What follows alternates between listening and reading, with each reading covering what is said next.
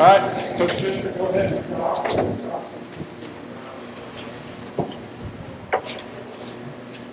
It's good to see you, Coach. You too, man. You too. I wish I could see you guys in the building.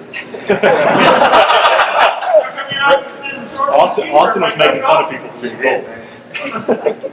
You've got obviously Cam back, and then you've got what looks like a wide open corner job on the other side. Could you just sort of break down what that looks like and how many guys you expect to be in the running for that job? Yeah, I got about 4 or 5 guys that are practicing really hard at multiple spots. So it's just not the corner position; it's multiple spots. So some of those guys are playing corner, some of those guys are playing safety. Most of them are playing both.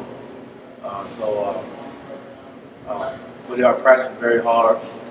Some of the older guys like Cam Taylor-Britt, Deonte Williams, Markell that's been leading the group, doing a very good job of leading the group. They're happy to be here every day, happy to help the younger guys. We got some younger guys like Quentin Thompson, Dab Joseph, Braxton Clark. Those guys are pushing the note every day, getting better.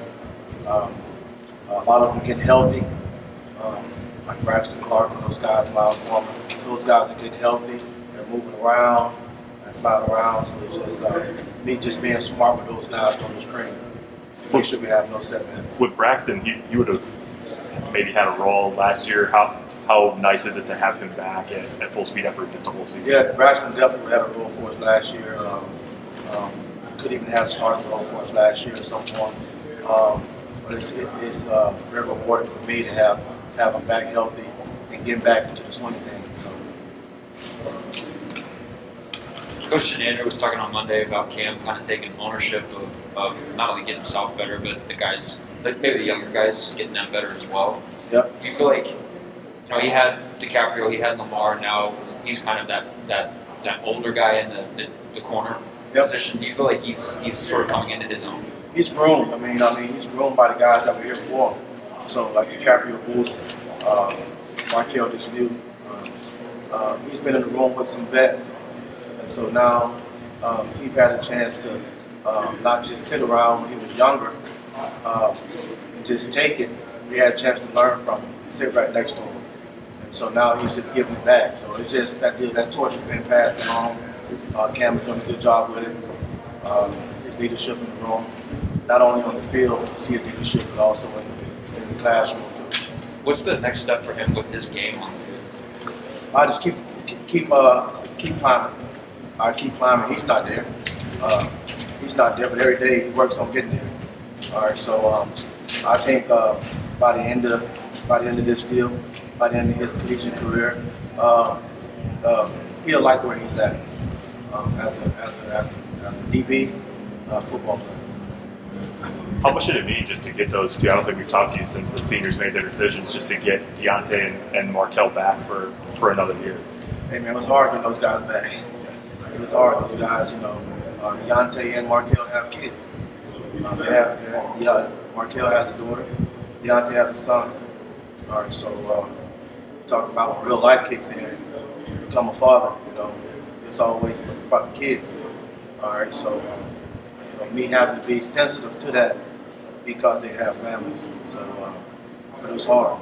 It was hard getting those guys back, showing those guys the picture, showing those guys what I believe is the path to help them reach the goals that they were trying to reach, and finishing up strong in the classroom for Cam. Markell and Deonte has graduated already, and they're almost done with their masters. All right, and I want Cam along with those guys. I don't want Cam to leave Nebraska thinking he has a career after football here in college, and then he don't get that degree. And so, just that's what I recruited and told his mom and dad. So I wanted him to come back and get his degree. You mentioned David was a guy who's always up there early with you, David Ryan. What can he get out of the spring? What's next for him? Now that he's healthy. Yep, Javen is another one that's getting healthy. Okay. All right, yep, he's getting healthy. He's not there, but he's every day he's climbing. Javen is another kid that if we had him last year, we would have played a lot of football. All right, so Right now, he's getting healthy. He's practicing. He's here. And one good note about Javen is he's like a football coach, man. He's in the office every single day, most of the day when he's not in class. So, majority of those guys are like that. So. Hey, Noah Polar Gates too. He's another. Noah Polar Gates is finally pretty much about here, and you should be ready to see him play. how did you think your defensive backs did in taking advantage of opportunities last year to get interceptions? In other words, the times they actually had a chance to get one, how did they do? And how do you maybe get a few more per game, or maybe not per game, but a few more in the season in 2021? Just teaching them football. Just teaching them football. And once those guys not just know their job, but the whole picture, the whole defense, that's when you can make a lot of plays because you kind of know where the ball is going and you have a jump on it.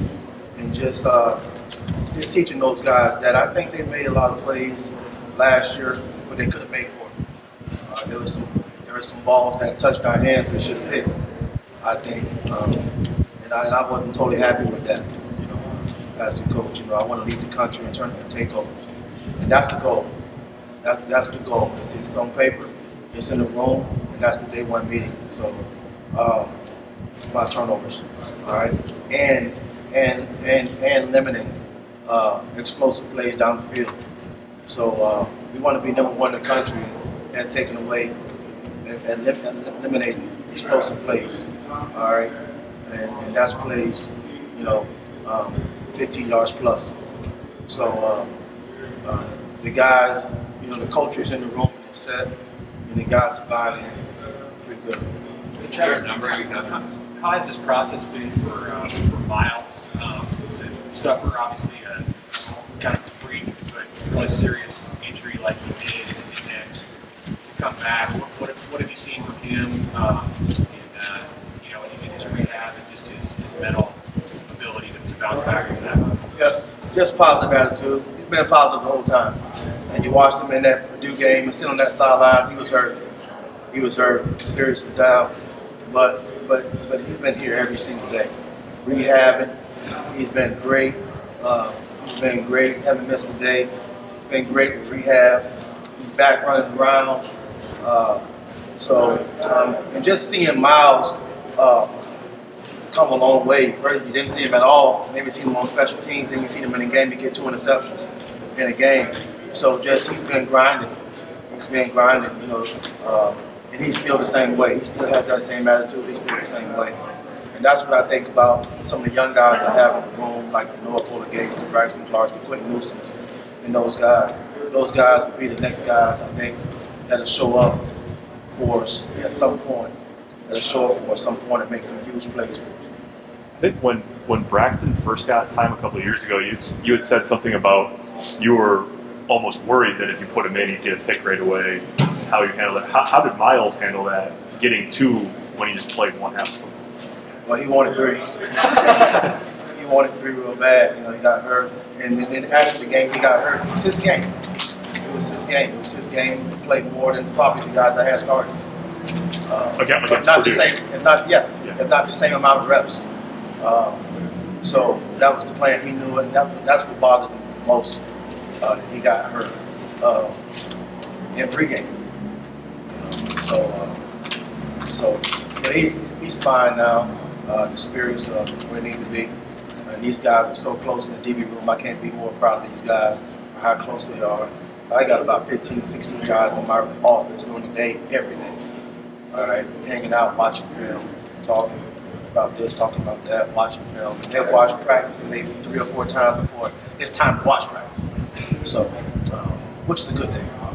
With that, he got hurt in that Purdue game too. Had he sort of worked his way into? I mean, he was playing a little bit of special teams for you. And then, what is his challenge now this spring? What's that? Nadab Joseph. Nadab, another one. All right, he's another one. So, like I tell you, those guys are competing. And sometimes, you think Cam Taylor, hey, they're competing for one spot. No, they're not. They're competing for both spots. You know what I'm saying? We got to make Cam Taylor better by competing against Cam Taylor. Nadab is doing a great job. He's doing a great job. He's here early in the morning, sometime before I get here. He's here early in the morning. He's learning the defense. Work just behind the offensive running conditioning with Coach Val and the staff, helping himself out with that. I know that you had an opportunity again to look. Other schools wanted you in the offseason. What played into your role to come back and recommit again to coaching here in Nebraska for another season? And what role did all those guys returning play in your decision to not go somewhere else? I haven't reached my goal. Just haven't reached my goal. I want to be the top secondary in the country here at this school. And so I think I got guys that can do it. I really do. I think I got guys that can do it. I believe in the guys that are coach. I believe in the staff, and the direction that they're going as a staff, as a team, and just in secondary. Those kids are good football players, and I think that those guys can be some of the top guys in the country this year. So, Travis, Coach Frost talked on Monday about putting Coach Dawson in charge of special teams, and you'll have a role in that somewhere, I'm sure, with all the assistants. What do you feel about the importance of that phase of the game, and how your guys in the secondary can contribute to making that third phase improve here?